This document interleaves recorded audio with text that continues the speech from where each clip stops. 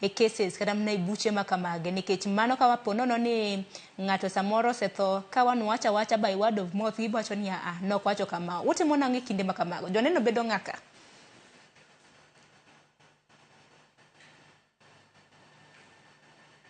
Carol lakini iwinjo kintiere kaunti ma Kisumu koso tudruok ong'adre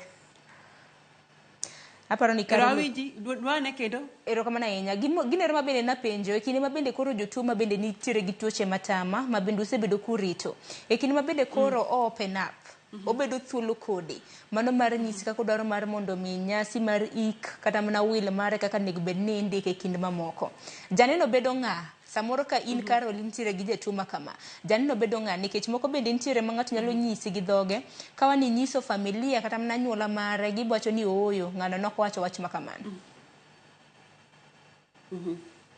joneno sana bedo ga jodala mantiere ka in gi jonyuolni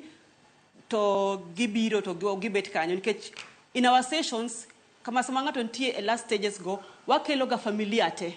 session go nyaka tim gi familia te nyaka nyithindo nikech iyudo ka ng'ato nigi nyithindo madongo ka wacho ni kaka mamwa gini kaka sani ng'ama duong' ka ene that stage to wakelo nyithindo go to wabet kodgi piny to wanyiso ni kama kaka mama udwaro kama kaka baba udwaro mano be timre during sessions koro gibe giwacho gima gidwaro nikech at the end of the day nyaka wajirom kamoro achiel nikech en onya dwaro mare to nyithindo be nya dwaro margi